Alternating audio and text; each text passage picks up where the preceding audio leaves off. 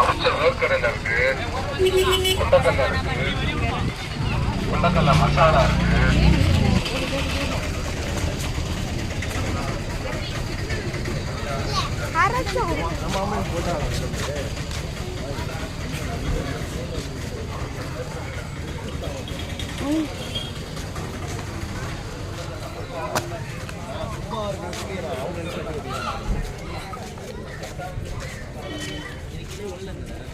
இங்கே முத்துப்பேட்டை பொறுத்தவரைக்கும் எது கொடுத்தாலும் தாய் பள்ளி வந்து கிளை ஒன்று தான்.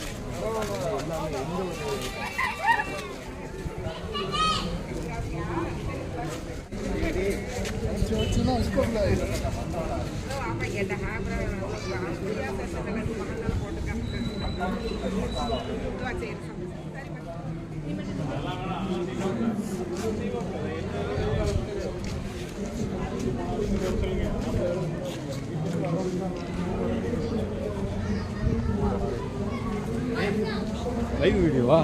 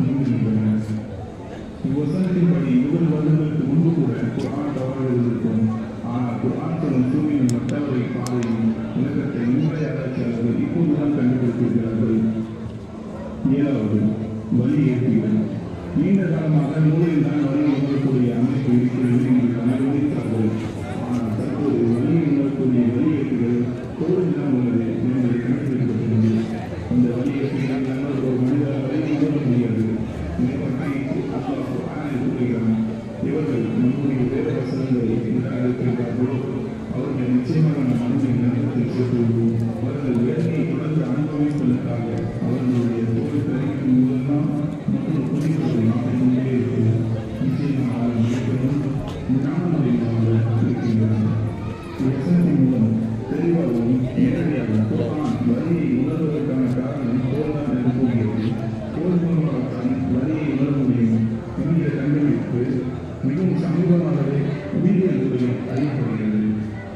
கடல், கடல் அலைகள்.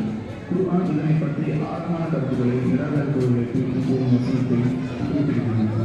அல்லது நிராகரிப்பவர்களின் செய்திகள் ஆழக்கடலில் எதிர்களை தோன்றுகின்றன. அந்த கடலில் ஓர் அலை மூழ்கியுள்ளது, அதற்கு மேல் மற்றொரு அலை, அதற்கு மேல் மீண்டும், இப்படியாக இதற்கு மேல் கீழ் என எங்கும் விழுந்தன. மனிதன் தனது கையை நீட்டினால் அதற்கூட அவனால் பார்க்க முடியாது. அல்லாஹ் யாருக்கு ஒளி வழங்குவதையோ இது நமக்கு வேறு ஒளியும் இல்லை. பொதுவாக அலைகள் கடலின் மேற்பகுதியில் தான் இருக்கும் என்று நம்பப்படுகிறது. ஆனால் கடற்துறை ஆராய்ச்சியாளர்கள் கடலின் மேற்பரப்பிற்கு கீழ் அலைகள் இருப்பதை கண்டுபிடித்திருக்கிறார்கள். இந்த அலைகள் மனித கண்களால் காண முடியாது. சிறப்பு வாய்ந்த கருவியின் மூலமாகவே இதை அறிந்து கொள்ள முடியும். குர்ஆன் கடலின் இறுதியில் உருவாக்கும் போது அதற்கு மேல் அலைகள் இருப்பதாக கூறுகிறது. மேலும் அதற்கு மேல் அலைகள், அதற்கு மேல் மேகங்கள் என்று கூறுகிறது. இந்த நூல்களை கடலின் கீழ் உள்ள அலைகள் குறித்து விளக்குவது மட்டுமில்லாமல் அதை விட முக்கியமான கடற்கரையில் உள்ள ஈழத்திற்கு கூறுகிறது. 20 மீட்டர்களுக்கு மேல் எந்த மூன்றுவதற்கான கருவியை எடுத்துக் கொள்ளாமல் இன்னும் இருக்கிறது. ஆனால் அப்படி செய்தாலும் அவர் வெளிச்சம் இருக்கும். மேலும் நாங்கள் 1000 மீட்டர் கடற்கரையில் சென்றால் அவர் மொத்தமாக இதை சூழ்ந்திருக்கும். 1400 வருடங்களுக்கு முன்பு கடலின் ஆழத்தில் அந்த இடம் எழுவதற்கான ஒரு நீர்மீட்பு பாலம் இல்லை. அதே போல கடற்கரையில் உள்ள அலைகளை கண்டுபிடிக்கக்கூடிய கருவியும் இல்லை. 9வது பொய் மற்றும் அசைவுகள்.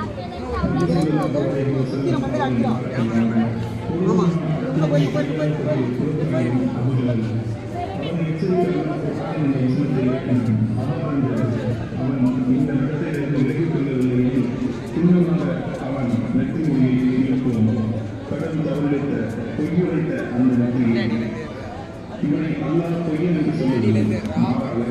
அவனோட நெற்றியை அல்லாஹ் பொய்யன் கூறுகிறான். 2 காரணங்களுக்காக இந்த வசனம் மகத்துவமிக்கது. முதலாவது என்னவென்றால் தனது செயல்பாடுகளுக்கு உறுதுணையாக இருப்பது மூளையின் முன்பகுதியாகும். இது ஃப்ரண்டல் லோப் என்று அழைக்கப்படும். Essentials of anatomy and physiology என்ற புத்தகத்தில் இந்த பகுதியில் செய்யப்பட்ட ஆய்வு முடிவுகளில் ஒரு காரியத்தை செய்வதற்கு அதே மூளையின் பகுதிதான் தொழில் சொல்வதற்கு முன் பொறுப்பாகிறது என்று தெரிய வந்தது. பென்சில்வேனியா பல்கலைக்கழகத்தில் நடந்த ஒரு ஆய்வில் மக்கள் கேள்விகளுக்கு உள்ளாக்கப்பட்டனர். அதில் எப்போதெல்லாம் ஆய்வுக்கு உள்ளாக்கப்பட்டவர்கள் தொழில்கொள்கிறார்களோ அப்போது அவர்களின் மூளையின் முன்பகுதியில் அதிக செயல்பாடுகள் தென்பட்டது. மூளையின் முன்பகுதி அசைவதற்கும் செயல்கள் செய்வதற்கும் பேசுவதற்கும் பொறுப்பாக இருக்கிறது. இதே இடத்தை குறித்துதான் அல் குர்ஆன் பொய் சொல்வதற்கும் தீமை செய்வதற்கும் காரணமாக கூறுகிறது. இந்த செயல்பாடு 20ஆம் நூற்றாண்டில் கண்டுபிடிக்கப்பட்ட நவீன கருவியாலேயே அறியப்பட்டது. 10வது பிரபஞ்சத்தின் விரிவாக்கம். எப்போது அறிவியலும் விண்ணியலும் ஆரம்ப கட்டத்தில் இருந்ததோ அப்போதே குர்ஆனில் பிரபஞ்சத்துடைய உருவாக்கம் பற்றி கூறப்படுகிறது. மேலும் நம்முடைய சக்தியை கொண்டே வானத்தை அமைத்தோம். நிச்சயமாக நாம் அதனை அவர்கள் அறிவியலுக்கெல்லாம் இருக்காதவாறு மிக்க விசனமாக்கி வைத்திருக்கின்றோம். பிரபஞ்சம் விரிவாகிறது என்ற அறிவியல் உண்மையை கடந்த நூற்றாண்டில் தான் கண்டுபிடித்தார்கள். இயற்பியலாளர் ஸ்டீஃபன் ஹாக்கிங் தனது புத்தகத்தில் பிரீஃப் ஹிஸ்டரி ஆஃப் டைமில் பிரபஞ்சம் விரிவடைகிறது என்று கண்டுபிடித்ததுதான் 20ஆம் நூற்றாண்டில் மிகப்பெரிய அறிவுபூர்வமான கண்டுபிடிப்பாகும் என்று கூறுகிறார். ஆனால் குர்ஆன் பிரபஞ்சம் விரிவடைவதை தொலைநோக்கி எல்லாம் கண்டுபிடிப்பதற்கு முன்பே கூறிவிட்டது. இது குர்ஆனில் இருக்கும் வெறும் 10 அறிவியல் உண்மைகளே ஆகும். இது போல பல அறிவியல் பூர்வமான உண்மைகள் குர்ஆனில் இருக்கிறது. குர்ஆன் ஒரு அறிவியல் புத்தகம் பேர் உண்மைகள் எல்லாம் வெறும் யூகங்களே என்று கூறுவது அறிவுக்கு புறம்பான ஒன்றாகும். இதனுடைய சரியான விளக்கம் என்னவென்றால் இந்த ஞானத்தை இறைவன் முஹம்மது நபி ஸல்லல்லாஹு அலைஹி வஸல்லம் அவர்கள் நிகழ்த்தி வைத்தார். எப்படி குர்ஆன் இயற்கை உலகத்தின் அறிவை கொண்டிருக்கிறதோ அதே போல அது ஆத்மாக்களின் உள்மனதில் உள்ள எண்ணங்களையும் தேவைகளையும் குறிப்பிடுகிறது. குர்ஆன் நமக்கு வாழ்க்கையில் ஒரு நோக்கம் இருக்கிறது என்று கூறுகிறது. அந்த நோக்கத்தை அடைவதற்கு நாம் இறைவனின் வழிகாட்டுதலை பின்பற்றினால் இந்த வாழ்க்கையில் மனநிம்மதி மறுமையின் சொர்க்கத்தை அடையலாம். இந்த கூரை பொய்யென விலக்கிக் கொண்டால் அது இவ்வுலகையும் மனழுத்தத்தை தரும், மறுமையிலும் நரக நெருப்பை தரும். அதிவிரைவில் நாம் கண்களுக்கு நம்முடைய சான்றுகளை அனைத்து விஷயங்களிலும் அவர்களுக்குள்ளேயும் காண்பித்துக் கொடுப்போம். இந்த குர்ஆன் சத்தியமான என் உண்மை அவர்களுக்கு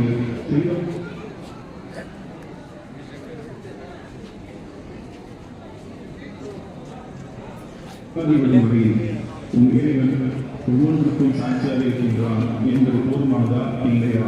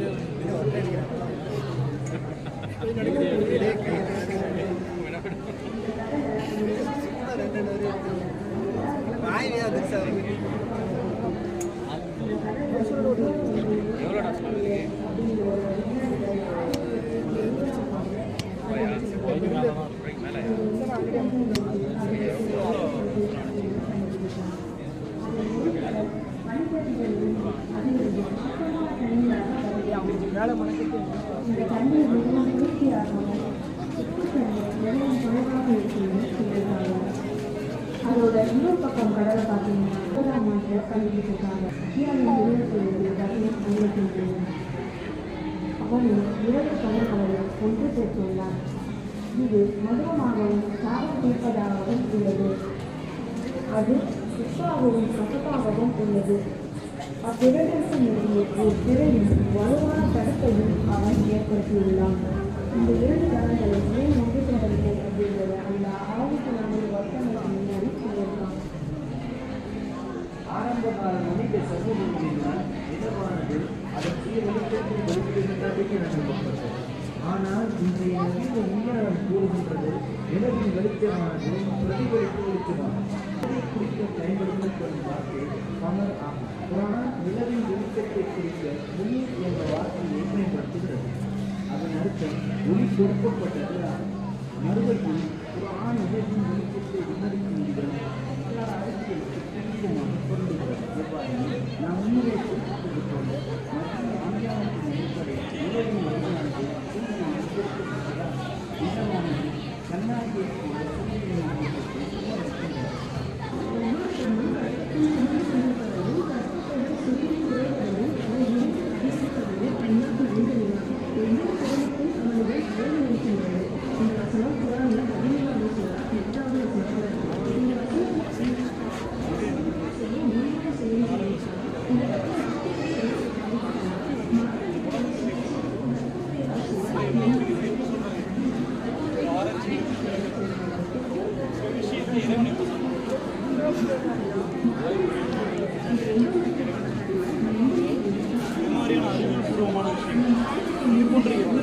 அதே போல சூரியன் எந்த குடும்பத்தை சேர்ந்தது? சூரியன் எந்த குடும்பத்தை சேர்ந்தது? சூரியனை நம்மளால பார்க்க முடியுதா? பார்க்க முடியாது. எப்போ பார்க்கலாம்? காலையில் உதயமாகும்போது பார்க்கலாம். உதயமாகும்போது ஒரு 7 மணி வரைக்கும் பார்க்கலாம். ஆனால் நட்சத்திரங்கிறது எப்படிப்பட்டதாக இருக்குது? ரொம்ப தூரத்தில் இருக்குது. அதனுடைய ஒளியை தான் நம்ம பார்க்கணும். சூரியனை முழுமையாக நம்ம பார்க்கணும்.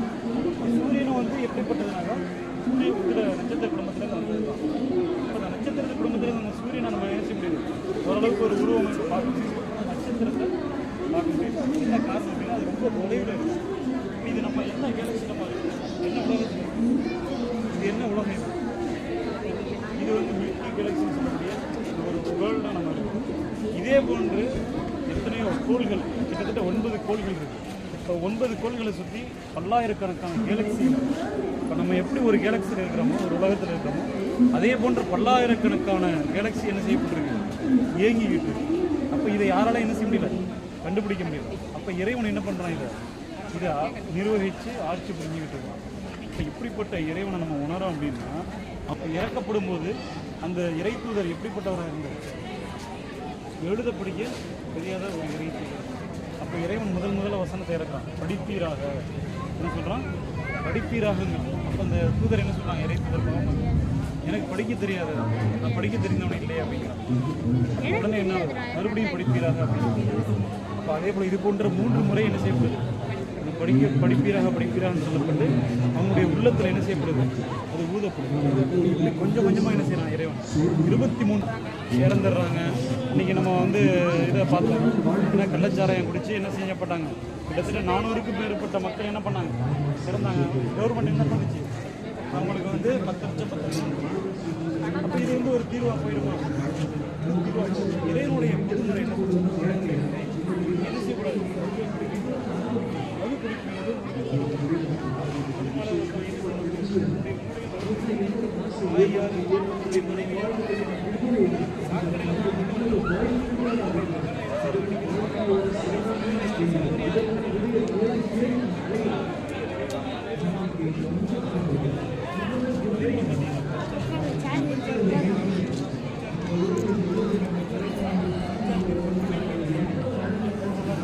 எவ்வளோ லட்சக்கணக்கான இந்திர துளிகள் வந்து செலுத்தப்படுது, ஆனால் அதில் ஒரே ஒரு இந்திர துளி தான் போய் வந்து குழந்தையாக மாறுது அப்படின்னு சொல்கிறாங்க. இப்போ உள்ள சயின்டிஸ்ட் வந்து கண்டுபிடிக்கிறது. ஆனால் அப்போவே அல்லாஹ் சுப்ஹானஹு வ தஆலா திருமறை குர்ஆன்ல குறிப்பிட்டிருக்கான், நான் மனிதனை படைப்பதற்காக அவனை ஒரு பாதுகாப்பான இடத்தில் இந்திரத்தின் துளியை வைத்தோம், பின்னர் அந்த இந்திரத்தை கருவாக ஆக்கினோம், அக்கருவை சிறிய சதை துண்டாக ஆக்கினோம், அந்த சிறிய சதை துண்டில் எலும்புகளை உருவாக்கினோம், அடுத்து அவ்வெலும்புகளுக்கு மேல் சதையை அமைத்தோம் அப்படின்னு சொல்றோம். அதை வந்து அடுத்து என்ன சொல்றோம், ஒரு முழுமையான ஒரு மனிதனை வந்து உருவாக்கணும் அப்படின்னு சொல்றோம்.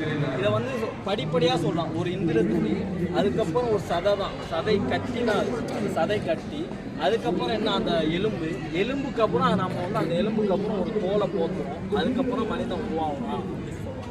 இதில் வந்து எழுத படிக்க தெரியாத ஒரு மனிதரால் இப்போ வந்து எக்ஸ்ரே இருக்குது, ஸ்கேன் இருக்குது, எல்லாமே இருக்குது. இந்த அறிவியல் கண்டுபிடிப்பு அப்போ அவங்க வந்து சொல்கிறாங்க எப்படின்னா, இந்த மாதிரியான உருவாக்கம் வருது இப்போ கண்டுபிடிச்சது. ஆனால் 1400 வருஷத்துக்கு முன்னாடியே எழுத படிக்க தெரியாத ஒரு மனிதரால் இதை எப்படி சொல்லியிருக்க முடியும் அப்படிங்கிறது தான் நம்ம இப்போ பார்க்க வேண்டியது. இதில் அவ்வளோ அத்தாட்சிகள் இருக்குது. நம்ம மனித உடலை எடுத்துக்கிட்டோம் அப்படின்னா, ஒரு சுவாசத்தை எடுத்துவாங்க.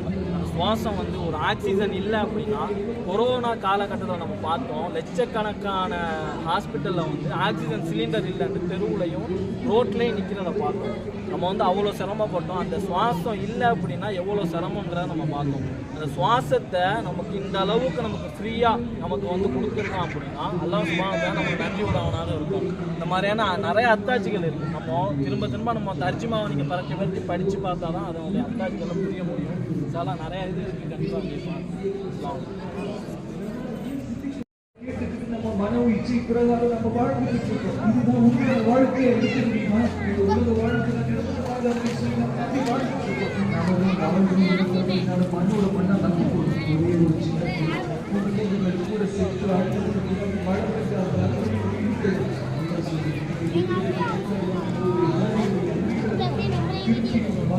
வாய்ப்புகள் தான் உள்ளது. ஒன்று முக்கோணங்களாக கட்டுவது, 2 சதுரங்களாக கட்டுவது. பென்டாகனாக கட்ட முடியாது. இறுதியாக ஹெக்ஸாகனாக அறுகோணியாக கட்டுவது. ஆராய்ச்சியாளர்கள் இந்த 3 வடிவத்திலும் எதை கட்டுவதற்கு மிக குறைந்தளவான தேனீயினுடைய மெழுகு தேவைப்படுகிறது என்பதனையும், எதற்குள் அதிகமான தேனை சேமிக்க முடியும் என்பதனையும் ஆராய்ந்தார்கள். அதன் அடிப்படையில் முக்கோணங்களை விட சதுரங்களை விட ஹெக்ஸாகன் தான் அதிக இடத்தை கொடுக்கின்றது என்பதனை கணிதத்தின் மூலம் நிரூபித்தார்கள். பிரச்சனை என்னன்னா, ஒரு குறிப்பிட்ட ஒரு பாகத்தை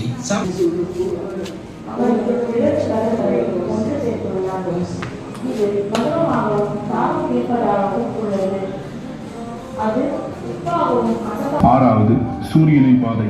1512ஆம் ஆண்டு விண்வெளி ஆராய்ச்சியாளர் நிக்கோலஸ் கோப்பர்னிக்கஸ் அவர்கள் கூற்றில் சூரியன் நிலைத்திருக்கக்கூடிய அசையாத பொருள் என்றும் அது சூரியன்